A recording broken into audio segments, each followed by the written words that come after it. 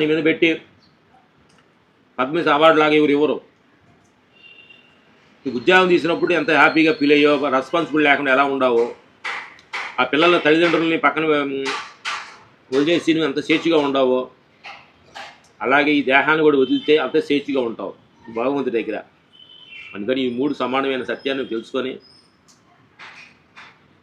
ప్రతిదాన్ని యాక్సెప్ట్ చేసుకుంటూ, ఉద్యోగం వేసిన తర్వాత మళ్ళీ ఇంక ఉద్యోగాలు చేయాలని, పిల్లల్ని వదిలేసి పక్కన పెట్టిన తర్వాత పిల్లల కోసం ఏడవటం, ఉద్యోగం తీసేస్తే మళ్ళీ ఉద్యోగం కోసం ఏడవటం, దేహం తీసేస్తుంటే దేహం కోసం ఏడవటం, ఏడుపులన్నీ మానేస్తే సిచ్యువేషన్ బట్టి యాక్సెప్ట్ చేసుకొని, సిచ్యువేషనే ఇది చెబుతుంది.